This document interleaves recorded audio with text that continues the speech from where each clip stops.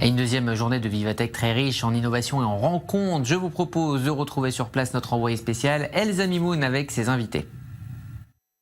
Réalité virtuelle, réalité augmentée, voiture autonome, intelligence artificielle, le salon Vivatech 2018 nous a réservé bien des surprises et nous avons décidé aujourd'hui de créer notre propre hologramme.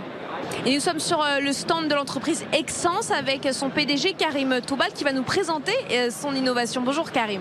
Bonjour, alors effectivement Exens c'est une société qui crée une cabine qui permet de créer le double digital d'un individu avec une précision de 1 mm sur le volume et un poil de barbe sur la texture.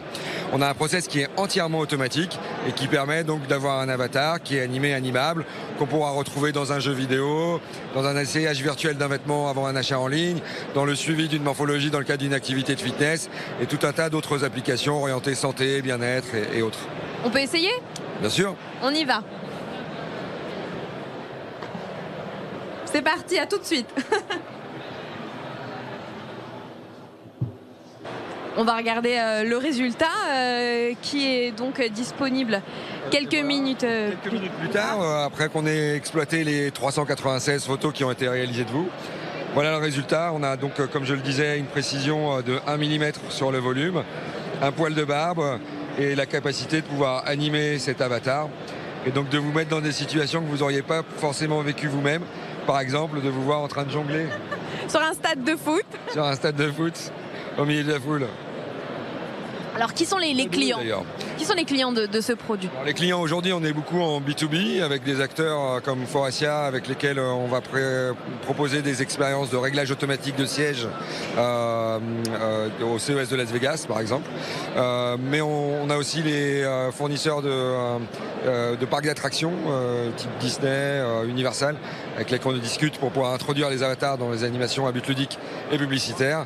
Et puis les salles de fitness, les centres commerciaux, les aéroports, tous les endroits où en fait on a du passage, on va pouvoir installer cette cabine, proposer à tout le monde la possibilité de créer son avatar gratuitement et ensuite monétiser aux usages. Il ne reste plus qu'à le faire, venez donc sur le salon Vivatech.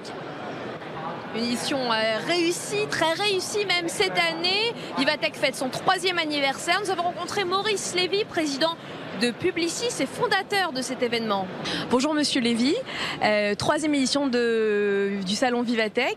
C'est plutôt une réussite jusqu'à présent, c'est assez exceptionnel au niveau des participants et surtout de l'affluence. La première édition a été un grand succès, la deuxième édition nous a surpris par l'ampleur du succès et celle-là semble vouloir faire exploser tous les compteurs. Donc on est très très content. Il y a non seulement une affluence, mais une affluence de qualité. Il y a énormément de responsables d'entreprise, beaucoup de patrons, beaucoup de responsables de marketing, beaucoup de responsables de l'innovation. C'est très impressionnant. Et puis surtout, ce qui se passe, c'est qu'il y a énormément de choses qui se passent sur place.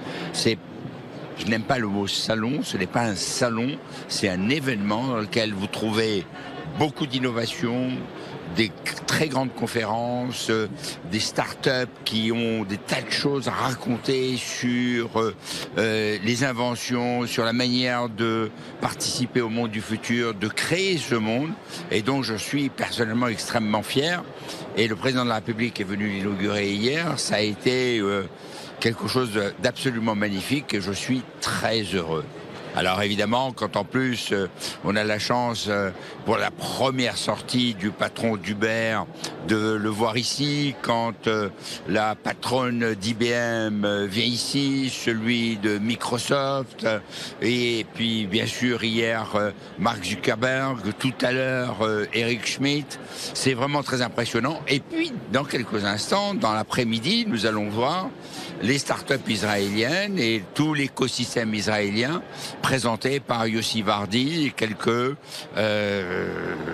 très intéressants inventeurs, créateurs, entrepreneurs. Donc je suis personnellement très fier de tout ce qui se passe sur place. Et la particularité cette année, c'est une présence israélienne renforcée. Le pavillon était noir de monde.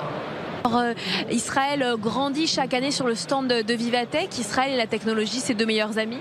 Oui, tout à fait. Et cette année, c'est une année très spéciale parce que dans quelques jours, on va ouvrir les saisons croisées France-Israël où la technologie israélienne et le savoir-faire israélien et l'innovation israélienne sont très, très, très soulignés. Et ça, vraiment, c'est très, très encourageant de voir combien de sociétés, combien des hommes d'affaires sont venus à notre stand qui, cette année, est vraiment remarquable. On va investir beaucoup d'efforts avec une bonne coopération avec le ministère de l'économie israélien et le partenaire français pour que ce soit un événement remarquable. Et je suis très ravi de voir qu'exactement nous avons réussi.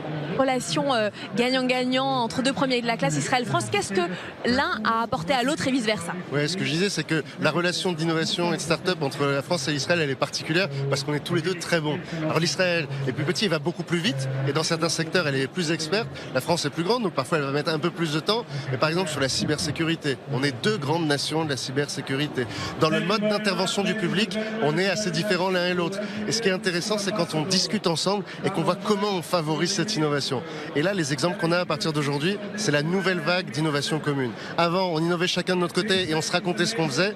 Là, aujourd'hui, on a des entreprises israéliennes qui sont venues ouvrir des bureaux à Paris. Et on a des entreprises françaises qui partent ouvrir des bureaux en Israël. C'est ça la croissance croisée, c'est ça l'innovation croisée.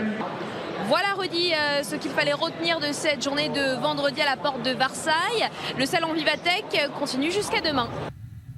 Merci Elsa, comme un poisson dans l'eau à Vivatech. On en vient à cette petite révolution dans le quotidien des